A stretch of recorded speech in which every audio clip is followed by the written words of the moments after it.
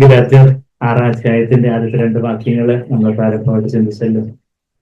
നമ്മുടെ സാധാരണ ആഴ്ചകളില് കർത്താവ് നമ്മളുമായിട്ടുള്ള ബന്ധം, കർത്താവിനോടുള്ള ആ ഒരു സ്നേഹം, കർത്താവ് നമ്മളെ സ്നേഹിക്കുന്ന ആ കാര്യങ്ങൾ നമ്മള് പല ആഴ്ചകളിലും നമ്മൾ കേൾക്കാറുണ്ട്. ഇന്ന് നമ്മള് പരസ്പരം നമ്മള് സഭയിലെ സഹോദരങ്ങൾ തമ്മിലുള്ള പരസ്പരമുള്ള ആ ഒരു സ്നേഹം, പരസ്പരമുള്ള ഒരു താങ്ങുന്ന, പരസ്പരം എൻകറേജ് ചെയ്യുന്ന, പരസ്പരം ഉത്സാഹിപ്പിക്കുന്ന, പരസ്പരം ഭാരങ്ങളെ വഹിക്കുന്ന, പരസ്പരം സ്നേഹത്തിൽ തിരുത്തുകയും വഹിക്കുകയും സഹിക്കുകയും പൊറുക്കുകയും ഒക്കെ ചെയ്യുന്ന ആ ഒരു സഹോദര സ്നേഹത്തെ കുറിച്ച്, ഫിലാഡൽഫിയയെ കുറിച്ച് നമ്മൾ കേട്ടു.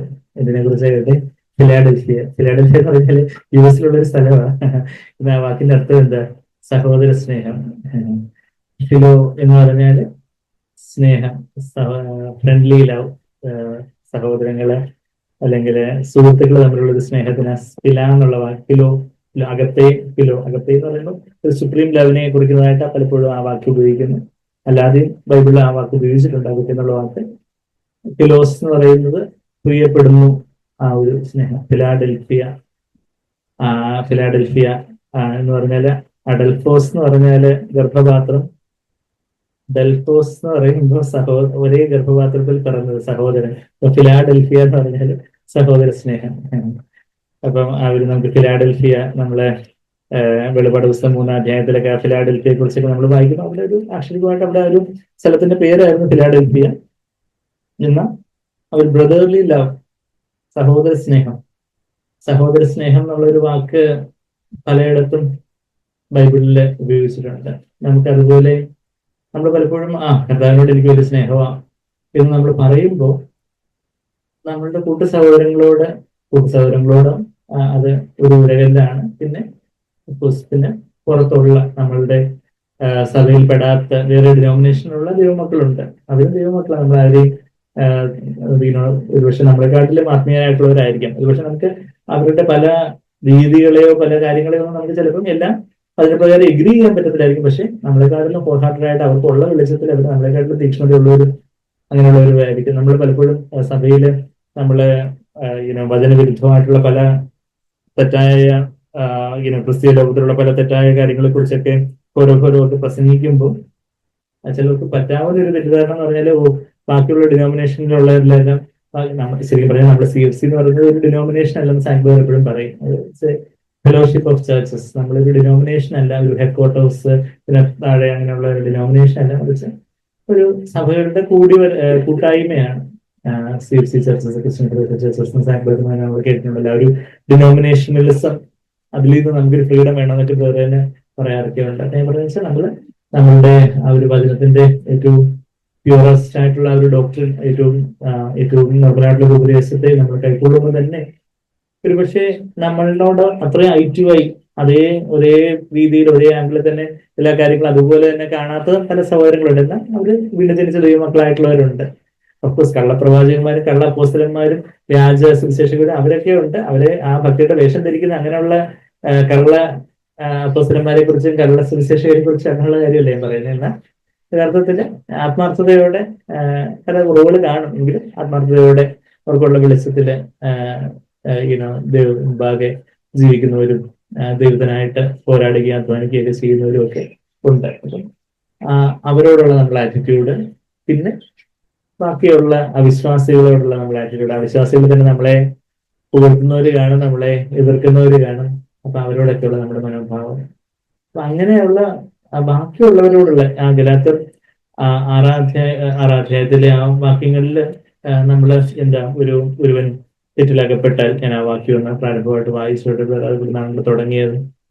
അവിടെ സഹോദരന്മാരെ എന്ന് പറഞ്ഞ് അത് വലിയ വലിയ കാര്യങ്ങളൊക്കെ പറഞ്ഞ് ആത്മാവിൽ നടക്കുന്നതിനെ കുറിച്ചും ആത്മാവിന്റെ ഫലത്തെ കുറിച്ചും ഒക്കെ 5-ാം അധ്യായത്തില് വലിയ വലിയ കാര്യങ്ങളെ കുറിച്ചൊക്കെ പറഞ്ഞു കഴിഞ്ഞിട്ട് വളരെ പ്രാക്ടിക്കലായിട്ടുള്ള അതിന് നടമുറ വായിക്കുന്നൊക്കെ തമിഴില് പറയും. പറഞ്ഞാല് നമ്മളുടെ പ്രായോഗികമായിട്ടുള്ള ജീവിതം ഞാൻ ആത്മാവിൽ അങ്ങ് നടക്കുകയാണെന്നൊക്കെ നമ്മൾ ഇമാജിൻ ചെയ്തോണ്ടിരിക്കുമ്പോഴാണ് ഒരാൾ ഒന്ന് ചൊറിയുന്നേ. അപ്പോഴറിയാം ആരോ പറഞ്ഞതുപോലെ ഒരാൾ ആത്മീയനാണെന്ന് ജഡികനാണെന്ന് പറയണമെങ്കിൽ അയാളുടെ പുറത്ത് കുറച്ച് മണ്ണ് വരിയിട്ട് മതി. നമ്മളത് ചെയ്യാൻ വേണ്ടി പറഞ്ഞില്ല. അപ്പൊ എങ്ങനെയായിരിക്കും അത് ആത്മാവിൽ നിന്നാണോ വരുന്ന ജഡത്തിൽ നിന്നാണ് വരുന്നുള്ള കാര്യം. നമ്മളിന്ന് മണ്ണൊന്നും മാരിയുണ്ട്. എന്തെങ്കിലും ഒന്ന് ഇപ്പൊ അപ്പൊ ആത്മാവിൽ നിന്നുള്ള ഒരു പ്രതികരണമാണ്, അത് ജഡത്തിൽ നിന്നാണ്. നമ്മള് അത് തൊട്ട് മുമ്പ് ഈ ഗലാത്യർ 6-ന്റെ 1-2 വാക്യങ്ങൾക്ക് തൊട്ട് മുമ്പ് വലിയ 16-ാമത്തെ വാക്യം, അതിന്റെ 5-16 ആത്മാവിനെ അനുസരിച്ച് നടക്കുവിൻ, എന്നാൽ നിങ്ങൾ ജഡത്തിന്റെ മോഹം നിവർത്തിക്കുകയില്ല എന്ന് ഞാൻ പറയുന്നു. അത് കഴിഞ്ഞിട്ട് 25-ാമത്തെ വാക്യം, ആത്മാവിൽ നാം ജീവിക്കുന്നുവെങ്കിൽ ആത്മാവിനെ അനുസരിച്ച് നടക്കുകയും ചെയ്യുക. അങ്ങനെ പരിശുദ്ധാത്മാവിനെ അനുസരിച്ച് നടക്കുന്നു. അങ്ങനെയൊക്കെയുള്ള കാര്യങ്ങള്, അത് തീർച്ചയായിട്ടും നമ്മൾ പരിശുദ്ധാത്മാവിനനുസരിച്ച് തന്നെയാണ് നടക്കേണ്ടത്. എന്നാൽ അങ്ങനെയൊക്കെ നമ്മൾ വിചാരിക്കുമ്പോൾ തന്നെ പ്രായോഗികമായിട്ടുള്ള നമ്മളുടെ പല ജീവിത സാഹചര്യങ്ങളില് മറ്റു മനുഷ്യരോടുള്ള നമ്മുടെ പെരുമാറ്റത്തില് നമുക്ക് മറ്റുള്ളവരുടെ ഒരു ഭാരം വഹിക്കാനുള്ളൊരു ഹൃദയമില്ലെങ്കിൽ, അതാണ് നമ്മള് ഗലാത്യർ 6-2 വായിച്ച തമ്മിൽ തമ്മിൽ ഭാരങ്ങളെ ചുമക്കുവിൻ, ഇങ്ങനെ ക്രിസ്തുവിന്റെ ന്യായപ്രമാണം നിവർത്തിക്കുവിൻ. അതിന്റെ 1-ാമത്തെ വാക്യം, സഹോദരന്മാര് ഒരു മനുഷ്യൻ വല്ല തെറ്റിലും ആർക്കെങ്കിലും സഹോദരങ്ങൾക്ക് എന്തെങ്കിലും ഒരു തെറ്റോ അവരെന്തെങ്കിലും ഒരു കാര്യത്തിൽ അവർക്ക് വീഴ്ച ഉണ്ടാകുന്നു. അപ്പോ ആത്മീയരായിട്ടുള്ള നമ്മൾ എന്താ ചെയ്യണ്ടേ?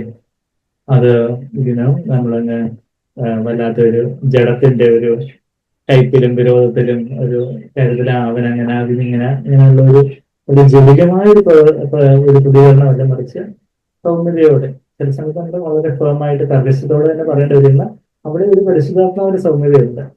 ആ ഒരു സൗമ്യതയോടെ കർത്താവ് ചട്ടവാറെടുത്ത് ദേവാലയം ശുദ്ധമാക്കി വളരെ കാർക്കശ്യത്തോടെ കർത്താവ് ചെയ്തു. എന്നാൽ അവിടെ ആ കർത്താവ് ദേവാലയം ശുദ്ധമാക്കിയപ്പം കർത്താവിൽ പരിശുദ്ധാത്മാവിൽ എന്തെങ്കിലും കുറവുണ്ടായിരുന്നു?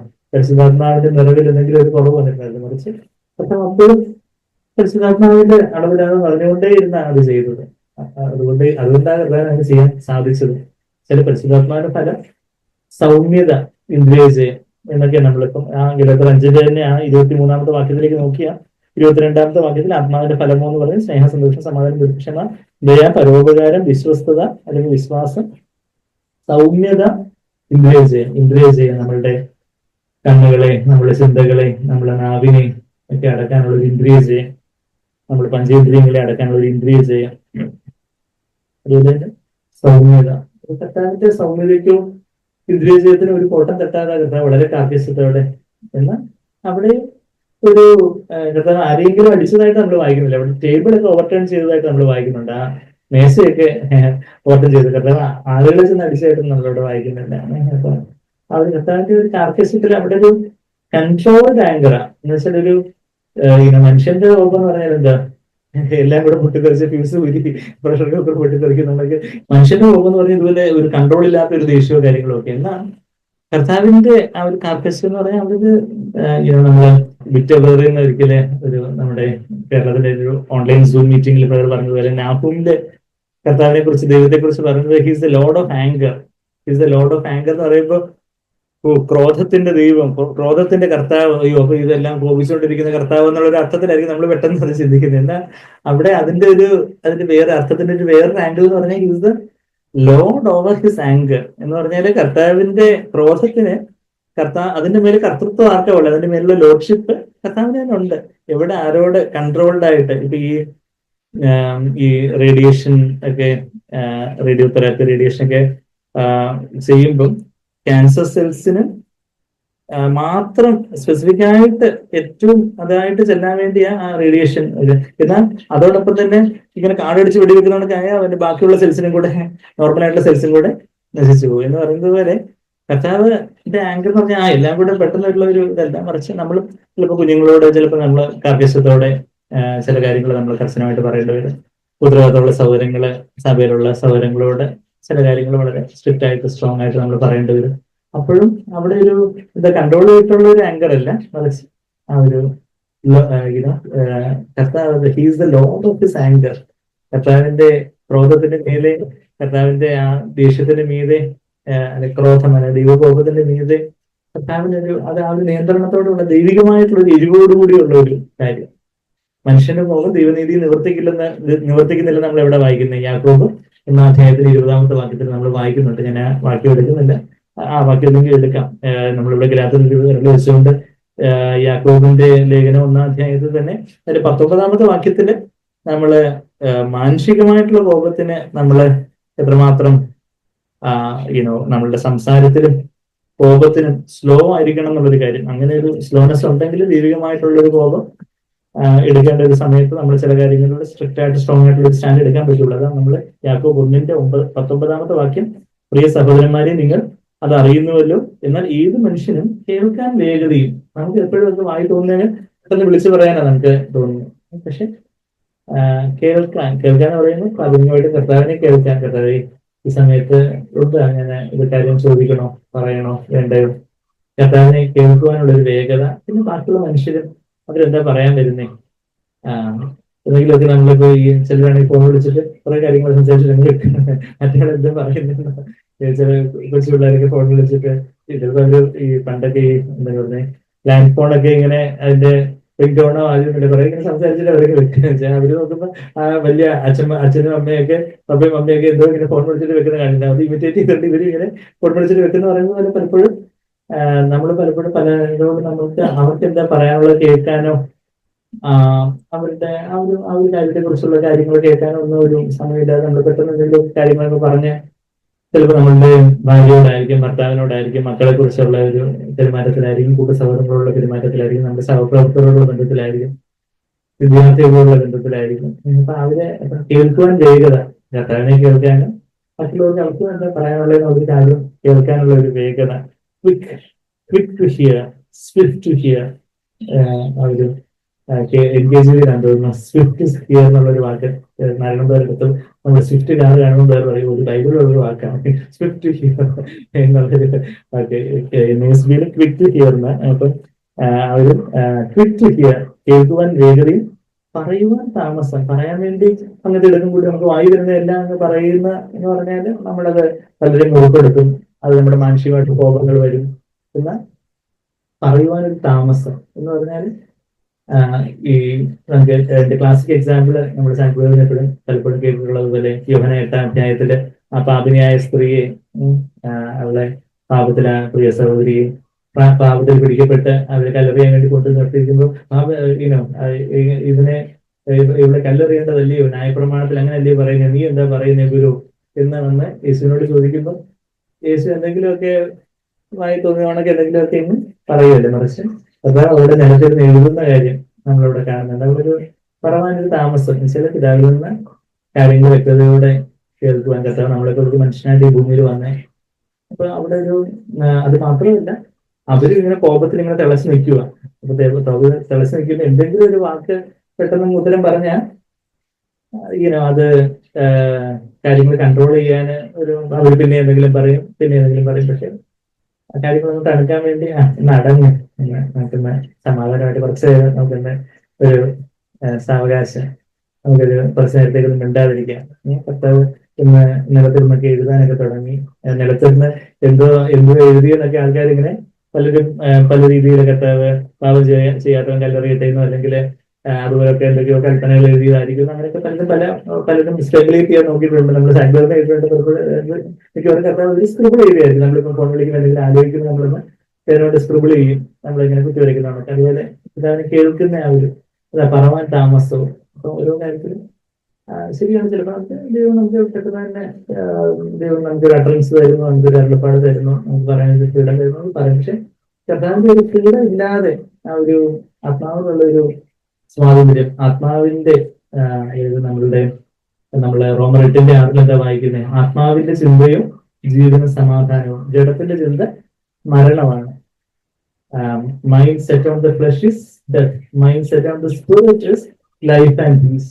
ദൈവമക്കള് ആത്മാവിനാൽ നയിക്കപ്പെടുന്നവരായിരിക്കണം എന്നുണ്ടെങ്കിൽ നമ്മള് പല കാര്യങ്ങളും ഓരോന്നും ചോദിക്കുമ്പോൾ പെട്ടെന്ന് എന്തെങ്കിലുമൊക്കെ നമുക്ക് വായിക്കൊണ്ടെന്ന് പറയാതിരിക്കും. ചിലപ്പോൾ നമ്മൾ ജോലി സ്ഥലത്തായിരിക്കും പലരുടെ പ്രകോപനപരമായിട്ടുള്ള പല കാര്യങ്ങളൊക്കെ പറയുന്നു. അപ്പം നമ്മളവിടെ ഞങ്ങളുടെ സൈക്കാട്രി പേഷ്യൻസ് ചിലപ്പോൾ ഭയങ്കര ദേഷ്യത്തിനും കാര്യത്തിലും കോപത്തിലും ഒക്കെ ഇങ്ങനെ വിശ്വസിച്ചൊക്കെ വരുന്ന ചില പ്രിയപ്പെട്ടവരൊക്കെ ഉണ്ട്. എന്നാ അപ്പൊ നമ്മള് തിരിച്ചൊരു വാക്ക് പറഞ്ഞാൽ ഇരുതിയിൽ എണ്ണ ഒഴിക്കുന്നവണൊക്കെ ആയിരിക്കും. അപ്പം അപ്പൊ അവിടെ ഇരുതിയില് ഒന്ന് തീർന്ന് കത്താൻ അനുവദിച്ച് തന്നെ അടങ്ങട്ടെ, അല്ലെങ്കിൽ കുറച്ച് വെള്ളം കൂടെ ഒഴിക്കാൻ വേണ്ടി നമ്മള് ജെന്റിൽ ആൻസർ ഒരു മൃദുവായ ഉത്തരം കോപത്തെ ശമിപ്പിക്കുന്നു എന്ന് ഇവിടെ പറയുന്നേ. സദൃശവാക്യം 15-ാം അധ്യായത്തിന്റെ ഒന്നാമത്തെ വാക്യത്തിൽ നമ്മൾ വായിക്കുന്നുണ്ട്. നമുക്ക് ആ ഒരു നമ്മൾ ഗ്രാത്തറിന് 6 വേറെയുണ്ട്, യാക്കോബിലുണ്ട്. നമുക്ക് ആ വാക്യം പരിചയമുണ്ടോ? ഞാൻ പല വാക്യങ്ങൾ ഒരുമിച്ച് എടുക്കുകയല്ല, നമ്മൾ അതിന് കണക്റ്റഡ് ആയിട്ടുള്ള കാര്യങ്ങൾ നമ്മൾ അത് മനസ്സിലാക്കാൻ വേണ്ടി നിങ്ങളത് അത് എഴുതി വെക്കുവാണെങ്കിൽ നിങ്ങൾക്ക് കൺഫ്യൂഷൻ കാണത്തില്ല. സദൃശ്യവാക്യം 15-ന്റെ 1-ാമത്തെ വാക്യം പറയുന്നത്, മൃദുവായ ഉത്തരം ക്രോധത്തെ ശമിപ്പിക്കുന്നു, കഠിന വാക്കോ കോപത്തെ ജ്വലിപ്പിക്കുന്നു. അപ്പൊ കഠിന വാക്ക്, നമ്മൾ ഒരാളെ കോപിച്ച് ഒരാൾ എന്തെങ്കിലും പറയുമ്പോൾ നമ്മളൊരു കഠിന വാക്ക് പറയുവാണെങ്കിൽ ഇത് എഴുതിയില്ലാത്ത എണ്ണ ഒഴിക്കുന്നതൊക്കെ ഇരിക്കും, പിന്നെ അത് ആളിക്കത്തും. പക്ഷെ നമ്മൾ ഒന്നും പറയാതിരിക്കുവാണെങ്കിൽ അത് തീ കുറച്ച് കഴിയുമ്പോൾ തന്നെ കെട്ടോളും. അത് സെക്കൻഡ് ബെസ്റ്റ് ആണ് പറയുന്നത്. പക്ഷെ ബെസ്റ്റ് എന്ന് പറഞ്ഞാല് പരിശുദ്ധാത്മാവിന്റെ പ്രേരണയിൽ അപ്പൊ നമ്മൾ അവര് മൃദുവായിട്ട് ഒരു സൗമ്യതയോടെ കാര്യങ്ങള് സൗമ്യതയോടെ ചില കാര്യങ്ങൾ ഫേമായിട്ട് കർക്കശമായിട്ട് പറയേണ്ട കാര്യങ്ങൾ കാണുന്ന ഇത് നമുക്ക് ആത്മാവിൽ തരുന്നൊരു ഫ്രീഡം അനുസരിച്ച് അത് മൃദുവായ ഉത്തരം ക്രോധത്തെ ശമിപ്പിക്കുന്നു എന്ന് പറയുന്നത്. തിരിച്ച് നമുക്ക് നമ്മൾ യാക്കോബ് 1-ലേക്ക് നമുക്ക് വരാം. ആത്മാവിന്റെ ചിന്ത ജീവന സമാധാനവും. പരിശുദ്ധാത്മാവ് നമ്മളുടെ മനസ്സിനെ നയിക്കുമ്പോൾ അവിടെ ഒരു ജീവന സമാധാനം. നമ്മൾ ഓരോ കാര്യങ്ങൾ പറയുമ്പോഴൊക്കെ ആ ഒരു നമുക്കൊരു ഫ്രീഡം ഉണ്ടോ, നമുക്ക് ബാക്കിയുള്ളവരുടെ ബന്ധത്തില് കാര്യങ്ങൾ പറയുമ്പോൾ ഇപ്പൊ ഈ കാര്യങ്ങൾ ഇപ്പം പറഞ്ഞാൽ ചിലപ്പോൾ അത് കുറച്ചൊരു കലക്കം ഉണ്ടായേക്കാം. അതുകൊണ്ട് കുറച്ചുകൂടെ തണുത്തിട്ട് നമ്മള് ഭാര്യയോട് എന്തെങ്കിലും ഒരു തിരുത്തലുള്ള വാക്ക് പറയാനായിരിക്കും, ചിലപ്പോൾ ഭർത്താവിനോട് എന്തെങ്കിലും ഒരു കറക്ഷന്റെ വാക്ക് പറയാനായിരിക്കും. ചേട്ടാ അന്ന് അങ്ങനെ പറഞ്ഞ എനിക്ക് വിഷമമായില്ല, അല്ലെങ്കിൽ കുഞ്ഞെ അന്ന് മോളെ അന്ന് കുഞ്ഞുങ്ങളോട് തിരുത്തുന്ന കാര്യമായിരിക്കാം. അപ്പൊ ആ കാര്യങ്ങള് അത് നമ്മളുടെ ഒരു ദേഷ്യത്തില് നമ്മളുടെ ആ ഒരു പെട്ടത്തുള്ള വികാര വിക്ഷോഭത്തിലും കാര്യങ്ങളങ്ങ് പറഞ്ഞാൽ അത് ജഡികമായിട്ടുള്ള കാര്യങ്ങൾ വരും. അതാ നമ്മള് ഇപ്പൊ യാക്കോബ് 1-19 നമ്മൾ വായിച്ചുകൊണ്ടിരുന്നേ, സഹോദരന്മാരെ നിങ്ങൾ അറിയുന്നുവല്ലോ, നിങ്ങൾ അത് അറിയുന്നുവല്ലോ, this you know my beloved brother, നിങ്ങൾക്ക് ഇത് അറിയാമല്ലോ എന്ന് പറഞ്ഞുകൊണ്ട് മുമ്പ് പറഞ്ഞിരിക്കുന്ന കാര്യത്തോട് ബന്ധപ്പെടുത്തി സത്യവചനത്തിൽ വീട്ടിൽ ജനിച്ചതിന്റെ ഒരു കാര്യം പറഞ്ഞതിന് ശേഷം പറയുവാണ് എന്താ, എന്നാൽ ഏത് മനുഷ്യനും കേൾക്കുവാൻ വേഗതയും പറയുവാൻ താമസവും. പറയുവാൻ നമുക്ക് താമസമാണെങ്കിൽ പിന്നെ നമുക്ക് കോപത്തിന് താമസമായിരിക്കും. നമുക്കിപ്പം ഇപ്പൊ ഞങ്ങള് ഈ ആങ്കർ മാനേജ്മെന്റ് സ്ട്രാറ്റജീസ് ആയിട്ട് സൈക്കോളജിയിലും പറയുന്ന ഒരു കാര്യം പറഞ്ഞാൽ ഡിലേ. പല ഇപ്പം ഈവൻ സിഗരറ്റിന്റെ ഭയങ്കര ക്രേവിംഗ് ഉള്ള ആൾക്കാർക്ക് പല ഡി ചേർത്തുള്ള അക്രോണിമായിട്ട് പറഞ്ഞു കൊടുക്കണം. ഡിലേ. അതിൽ ഒന്നെന്ന് പറഞ്ഞാൽ ഇപ്പൊ ഒന്ന് സിഗരറ്റ് വലിക്കുന്നവരൊക്കെ തോന്നുന്നു, നമുക്കറിയാം സിഗരറ്റ് വലിക്കാൻ തോന്നില്ലായിരിക്കും, പക്ഷെ നമുക്ക് കോപമായിരിക്കും നമ്മളുടെ പ്രശ്നം. നമ്മൾ ചിലപ്പോൾ സിഗരറ്റ് വലിക്കുന്നവരെ നമ്മൾ താഴ്ത്തി കാണുന്നത് കുട്ടികളപ്പോൾ, പക്ഷെ നമ്മളുടെ ചിലപ്പോൾ കോപ സ്വഭാവമോ പരാതികളോ അങ്ങനെയൊക്കെയുള്ള ചില കാര്യങ്ങളായിരിക്കും നമ്മളുടെ. അപ്പം ഡിലേ എന്നുള്ളൊരു കാര്യം, അത് ഒരു ഡി. വേറൊരു ഡി എന്ന് പറഞ്ഞാൽ ഡൈവേർട്ട് ഓർ ഡിസ്ട്രാക്ട്. ഇപ്പം ഇപ്പൊ സിഗരറ്റ് വലിക്കണം, അപ്പം കുറച്ച് നേരം കഴിഞ്ഞിട്ട് വലിക്കുന്നതായിരുന്നായിരിക്കും, ഇപ്പം വലിക്കണ്ട, കുറച്ചു നേരം കഴിയും, കുറച്ചൊന്ന് വെയിറ്റ് ചെയ്യും. അപ്പൊ പിന്നെ അത് ഡൈവേർട്ട് ഓർ ഡിസ്ട്രാക്ട് എന്ന് പറഞ്ഞാൽ വേറെ എന്തെങ്കിലും കാര്യത്തിലൂടെ ഒന്നൊരു പാട്ട് കേൾക്കും, ഒന്ന് നടന്നിട്ട് പോവാം, അല്ലെങ്കിൽ എന്തെങ്കിലുമൊക്കെ കുറച്ച് കാര്യങ്ങൾ ഡൈവേർട്ട് ചെയ്യുക. അത് കഴിഞ്ഞിട്ട് പിന്നെ ഡ്രിങ്ക് എന്ന് പറഞ്ഞാൽ വെള്ളം കുടിക്കാനല്ല, ഏതെങ്കിലും വെള്ളം എടുത്ത് കുടിക്കാൻ. നമുക്ക് പെട്ടെന്ന് ഇങ്ങനെ നമുക്കിപ്പോ കോപിക്കാൻ, ഇപ്പൊ കോപം തന്നെ ആയിക്കട്ടെ, കോപത്തിനും ഇതേ കാര്യങ്ങൾ ഡിലേ, ഡൈവേർട്ട് ഓർ ഡിസ്ട്രാക്ട്, പിന്നെന്താ ഡ്രിങ്ക് സം വാട്ടർ, കുറച്ച് വെള്ളം എടുത്ത് കുടിക്കാൻ. നമ്മളിങ്ങനെ വെള്ളം തിളച്ച് പൊന്തുമായിരിക്കും, അപ്പൊ കുറച്ച് ഒന്ന് തണുക്കട്ടെ, കുറച്ച് വെള്ളമൊക്കെ എടുത്ത് ഫ്രിഡ്ജിൽ പോയി അല്ലെങ്കിൽ അടുക്കളയിൽ പോയി ജഗ്ഗിൽ നിന്നൊക്കെ എടുത്ത് കുടിച്ച് വരുമ്പോഴത്തേക്ക് കുറച്ചൊക്കെ കോപമൊക്കെ തണുക്കും. ഡൈവേർട്ട്, ഡിലേ, പിന്നെ എന്തെങ്കിലും ഉണ്ടോ? ഞാൻ ഓക്കെ അങ്ങനെ ഇങ്ങനെ കുറച്ച് ഡീസ് ഒക്കെ നമ്മൾ പറഞ്ഞു കൊടുക്കണ്ട. അപ്പൊ അത് അപ്പൊ സൈക്കോളജി ടെക്നിക്കാണ് അതുവരെ പറഞ്ഞിരുന്നെന്ന് ചോദിച്ചാൽ അത് ശരിക്കും പറഞ്ഞത് ഓൾഡ് ടെസ്റ്റ്മെന്റ് ടെക്നിക്കാ.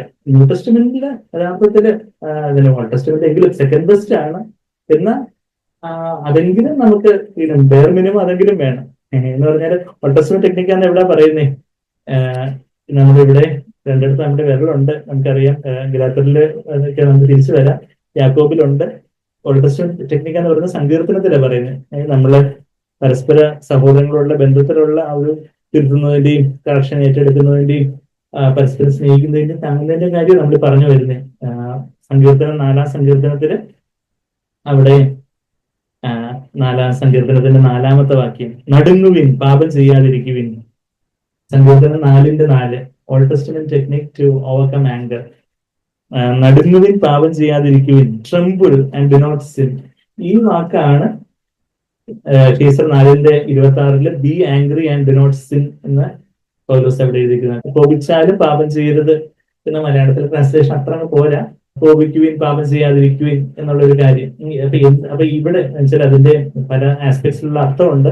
അതിലേക്കൊക്കെ നമുക്ക് വരാൻ സമയം ഇല്ല അധികം. സങ്കീർത്തനം 4:4 നമ്മൾ ഇങ്ങനെ വായിച്ചത് tremble and do not sin, meditate in your heart upon your bed and be still. Old Testament type of overcoming anger. Old ടെസ്റ്റമെന്റില് നിങ്ങൾക്ക് അങ്ങ് കോപം കൊണ്ട് അങ്ങ് ജ്വലിക്കുവാതിരിക്കട്ടെ. അപ്പൊ എന്ത് ചെയ്യണം? പെട്ടെന്ന് പോയി കിടക്കമേൽ പോയി കിടക്കണം.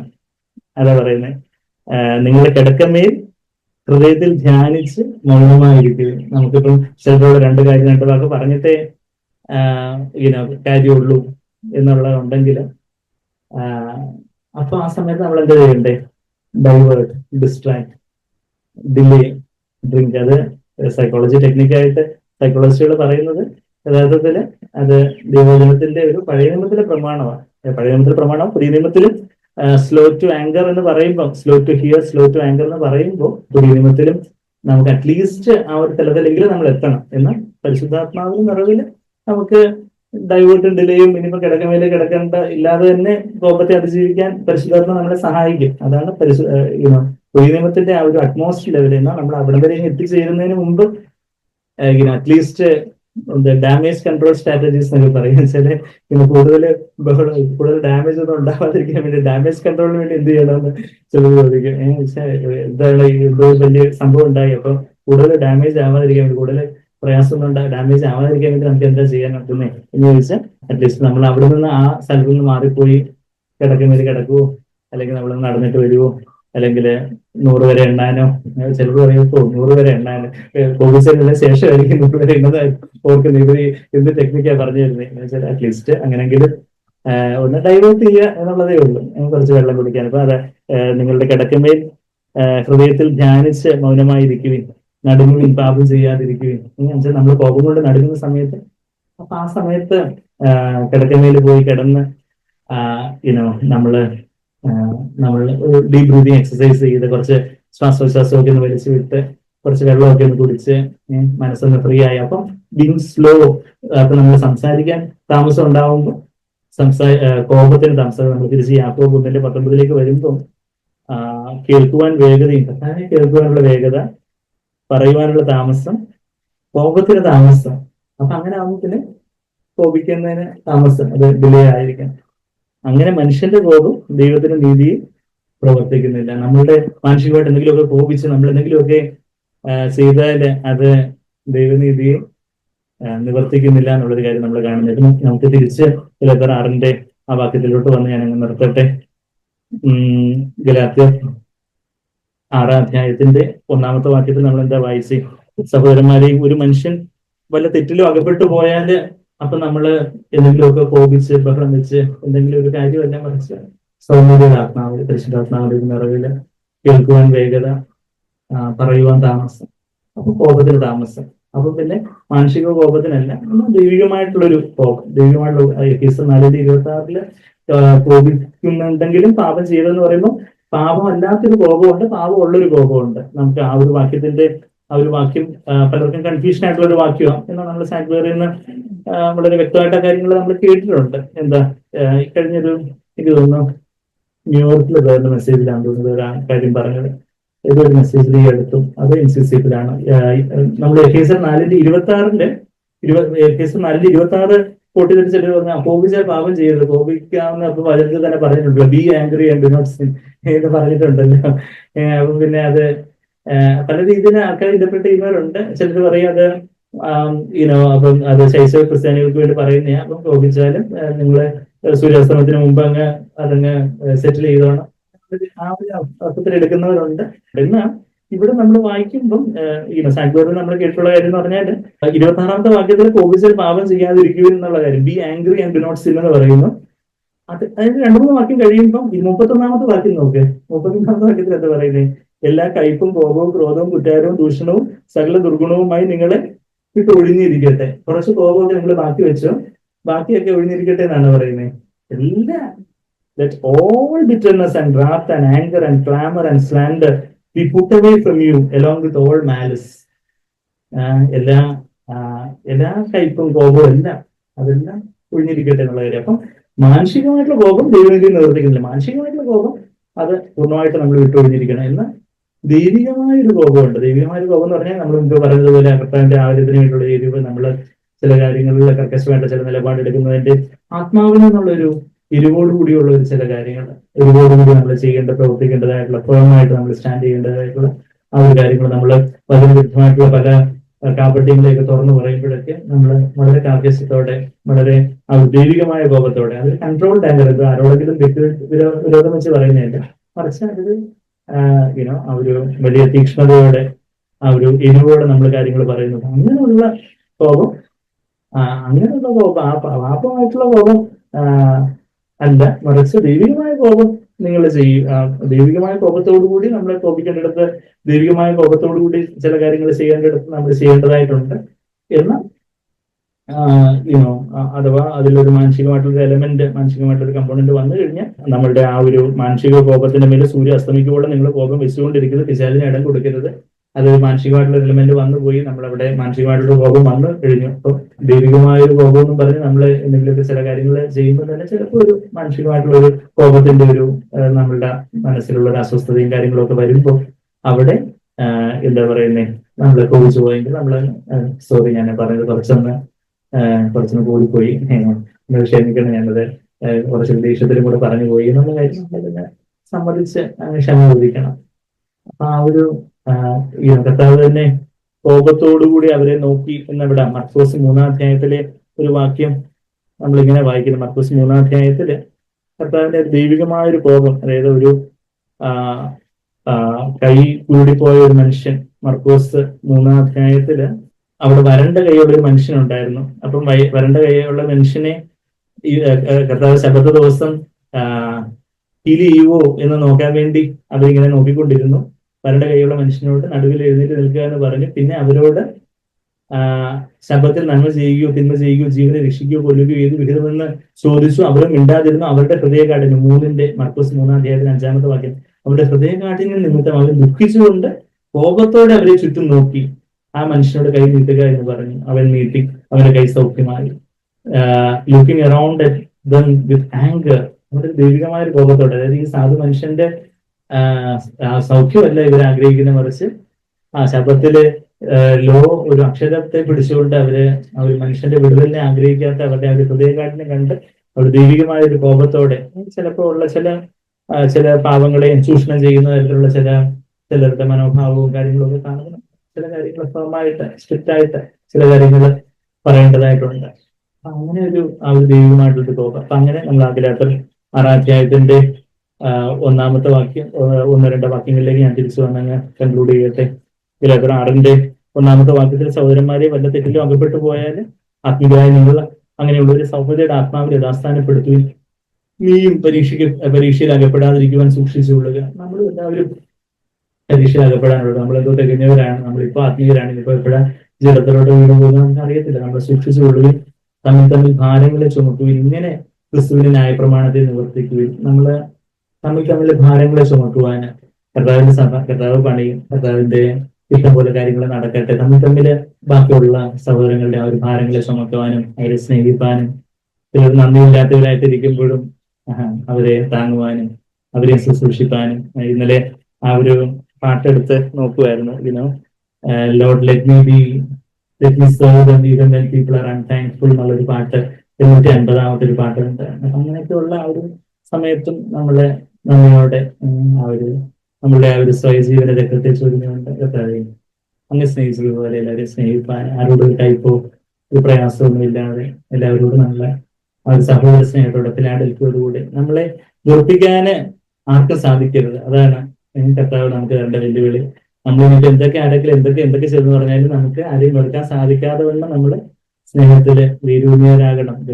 റൂട്ടഡ് ആൻഡ് ഗ്രൗണ്ടഡ് ഉണ്ടാവണം.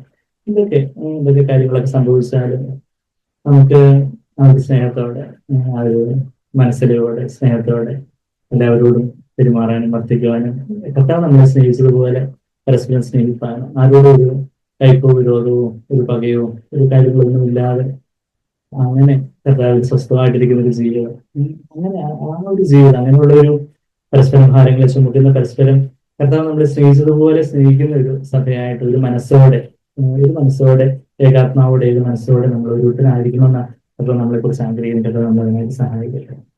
ഇപ്പൊ നമ്മൾ കേട്ടതുപോലെ പരിശുദ്ധാത്മാവ് അവിടുന്ന് തന്നെ നമ്മുടെ ഹൃദയങ്ങളിലേക്ക് എഴുന്നള്ളി വരേണ്ടതായിട്ടുണ്ട്.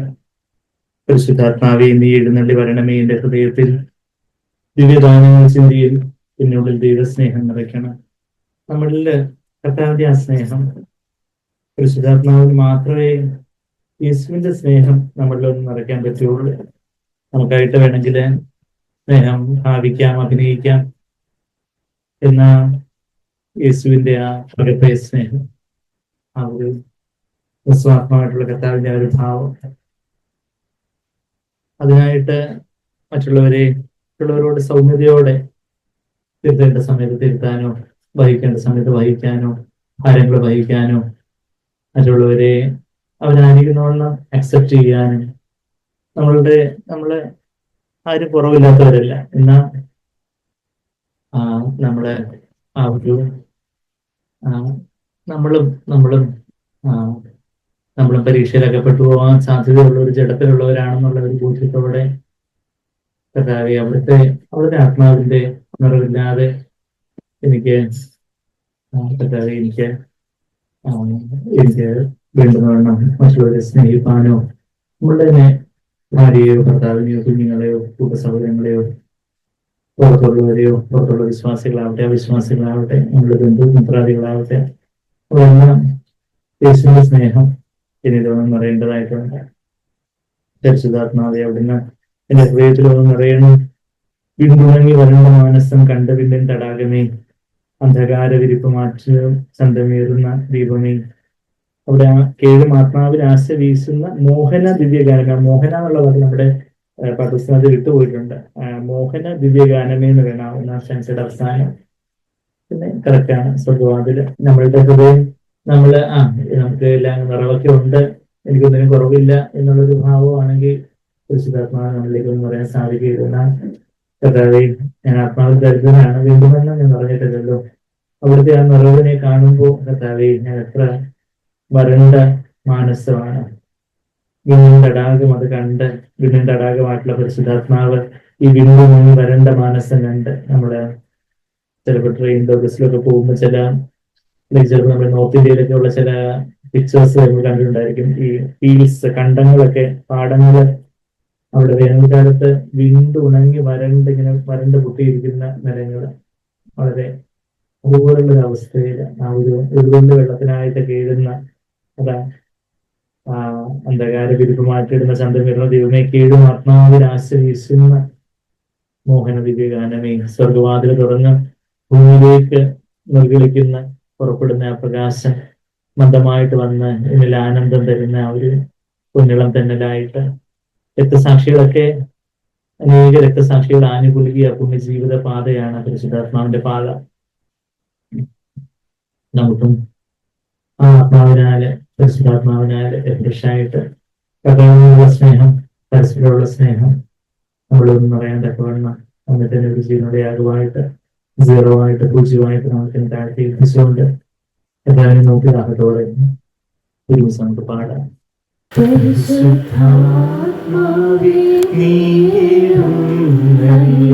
വരണമേ എന്റെ ഹൃദയത്തിൽ, ദിവ്യദാനങ്ങൾ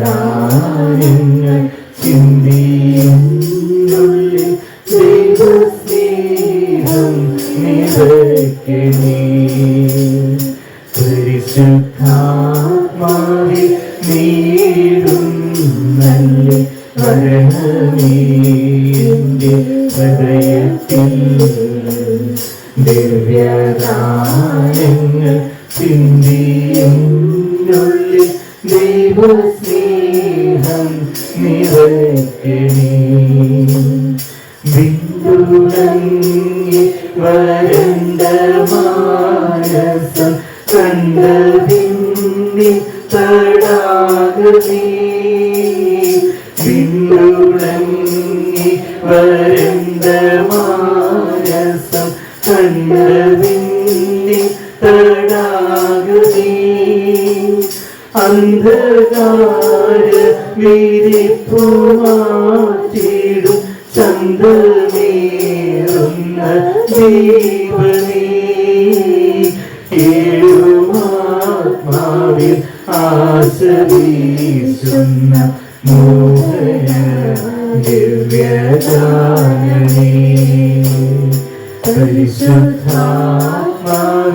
വീഴുന്നല്ലേ വരണമേ എന്റെ ഹൃദയത്തിൽ ദിവ്യദാനങ്ങൾ ചിന്തിയുള്ളിൽ ദൈവസ്നേഹം നിറയ്ക്കണേ സ്വർഗവാതിൽ തുറന്നു ഭൂമിയിൽ നിർഗളിക്കും പ്രകാശമേ സ്വർഗവാതിൽ തുറന്നു ഭൂമിയിൽ നിർഗളിക്കും പ്രകാശമേ മന്ദമായി വന്നു വീശിയാനന്ദം തന്ന പൊന്നീളം തെന്നലേ രക്തസാക്ഷികൾ ആഞ്ഞു പുൽകിയ പുണ്യജീവിത പാദവീ പരിശുദ്ധാത്മാവിൽ വീഴുന്നല്ലേ വരണമേ എന്റെ ഹൃദയത്തിൽ ദിവ്യദാനങ്ങൾ ചിന്തിയുള്ളിൽ ദൈവസ്നേഹം നിറയ്ക്കണേ പരിശുദ്ധാത്മാവിൽ വീഴുന്നല്ലേ വരണമേ എന്റെ ഹൃദയത്തിൽ ദിവ്യദാനങ്ങൾ ചിന്തിയുള്ളിൽ ദൈവസ്നേഹം നിറയ്ക്കണേ. അതെ കർത്താവേ, അവിടുത്തെ ദിവ്യസ്നേഹത്താല് ഞങ്ങൾ നിറയ്ക്കണം. ആ സ്നേഹത്തോടു കൂടി തന്നെ കർത്താവേ സന്തോഷവും സമാധാനവും ദയയും പരോപകാരവും ദീർഘക്ഷമയും നന്മയും വിശ്വസ്തതയും വിശ്വാസവും ഇന്ദ്രിയവും സൗമ്യതയും എല്ലാം ഒന്ന് നിറയുമല്ലോ. അതെ അവിടുത്തെ സൗമ്യത, നിങ്ങളുടെ സൗമ്യത എല്ലാവരും അറിയട്ടെ എന്ന് ആ ഫിലിപ്പ് 4-5 വാക്യത്തിൽ പറയുന്നത് പോലെ ആ സൗമ്യതയുടെ ആത്മാവില് കോപത്തിന്റെ കർത്താവേയും ധാർഷ്ട്യത്തിന്റെ ആത്മാവിലെല്ലാം മറിച്ച് സൗമ്യതയുടെ ആത്മാവിന് അവർക്കുള്ള കുഞ്ഞാട് അവർക്കുന്നതിന്റെ മുമ്പാകെ ഉണ്ടാതിരുന്നത് പോലെ കർത്താവെ അവിടുന്ന് കർത്താവെ തന്നെ ക്രൂശിച്ചവർക്ക് മുമ്പാകെ അവിടെ നിന്ന് കൊടുത്തതുപോലെ അതെ കർത്താവെ ആ സൗമ്യതയുടെ ആത്മാവിന് ആ സൗമ്യതയാലെ ഞങ്ങൾ നിറയ്ക്കണം. ആ ഇന്ദ്രിയജയത്താലെ ഞങ്ങൾ നിറയ്ക്കണം. ആ സ്നേഹത്താലെ ഞങ്ങൾ നിറയ്ക്കണം. സന്തോഷത്താലും സമാധാനത്താലും ഞങ്ങൾ നിറയ്ക്കണം. ദീർഘക്ഷമയാലെ ഞങ്ങൾ നിറയ്ക്കണം. ദയയാൽ ഞങ്ങൾ നിറയ്ക്കണം. പരോപകാരത്താൽ നന്മയാൽ ഞങ്ങൾ നിറയ്ക്കണം. വിശ്വാസതയാൽ വിശ്വാസത്താൽ ഞങ്ങൾ നിറയ്ക്കണം. സൗമ്യതയാൽ ഞങ്ങൾ നിറയ്ക്കണം. വിജയത്താൽ ഞങ്ങൾ നിറയ്ക്കണം. അവിടുത്തെ ആ ജീവിതം തന്നെ ഞങ്ങളെ സമർത്ഥമായിട്ട് ശക്തിയായിട്ട് ഒന്ന് നിറയട്ടെ. ഞങ്ങളെ കാണുന്നവർക്ക് യേശുവിനെ കാണുന്നതോടെ പരസ്പരം ഭാരങ്ങളെ ചുമക്കാൻ, പരസ്പരം കാര്യം എഴുതുവാൻ, അതായത് ഞങ്ങളെ സ്നേഹിച്ചതുപോലെ പരസ്പരം സ്നേഹിപ്പാൻ ഞങ്ങളെ സഹായിക്കണമെന്ന് പ്രാർത്ഥിക്കുന്നു. കർത്താവേ, അവരുടെ ആ സ്നേഹത്താൽ നിങ്ങൾ സ്നേഹിച്ചാണ്, സ്നേഹത്താൽ നിങ്ങളെ സ്നേഹിച്ചുവല്ലോ. ആ സഹോദര സ്നേഹം, സഹോദര പ്രീതി, ആ പിരാടെത്തുക, പരസ്പരം കർത്താവെ ബഹുമാനിക്കുന്നവരും സ്നേഹിക്കുന്നവരും മുന്നോട്ട് നിൽക്കുവാൻ ഞങ്ങളെ സഹായിക്കണമേ. ഒരു ശരീരമാകുന്ന സഭയായിട്ട് ആ ശരീരത്തിലെ അവയവങ്ങളെ തലയോട് ചേർന്നിരുന്ന് വളർന്നതുപോലെ കർത്താവെ ആ ഒരു മനസ്സോടെ, ഒരു ഹൃദയത്തോടെ കർത്താവെ അവിടെ മുമ്പാകെ ഞങ്ങൾ ഓരോരുത്തരും എല്ലാവരുമായിരിക്കാം ഞങ്ങളുടെ സഭയെ, ഈ ബാംഗ്ലൂർ സഭയെ അവിടുന്ന് സ്വത്തിൽ നിന്ന് കാണുമ്പോൾ ഒരു മനസ്സുള്ളവരായിട്ട് കാണപ്പെടുവാൻ ഞങ്ങളെ സഹായിക്കണമെന്ന് പല പല മനസ്സുള്ളത് എല്ലാം കർത്താവെ ക്രിസ്താപ്പാവിന്റെ അഗ്നിയിൽ ഒരു മനസ്സോടെ കർത്താവെ ഒരു ശരീരവാദിക സഭയായിട്ട് കർത്താവെ ഞങ്ങളെ ചേർത്ത് പണിയണമെന്ന് പ്രാർത്ഥിക്കുന്നു. പരസ്പരം കർത്താവ് മറ്റുള്ളവരെയും ഞങ്ങൾ പ്രാധാന്യമുള്ളവരായിട്ട് കരുതുവാൻ പറ്റുവാനാണ് കർത്താവെ ശാഠ്യക്കാരോട് ബഹുമാനക്കാരൊന്നും ചെയ്യാതെ എല്ലാം യേശുവിന്റെ അതേ ഭാവത്തോടെ താഴ്മയോടെ സൗമ്യതയോടെ സ്നേഹത്തോടെ ചെയ്യുവാൻ ഞങ്ങൾ ഓരോരുത്തരെയും സഹായിച്ചോട്ടെ. അവരുടെ ആത്മാവിനാൽ ഞങ്ങൾ ഓരോരുത്തരെയും ഫ്രഷായിട്ട് നടക്കണമെന്ന് പ്രാർത്ഥിക്കുന്നു. അദ്ദേഹം പണിയണം. എല്ലാവരും നാൾക്ക് മുഖത്ത് കൊടുക്കാറില്ല. യേശുവിന്റെ വലിയൊരു മാറ്റത്തോടെ നടത്തിക്കാൻ ആമേൻ.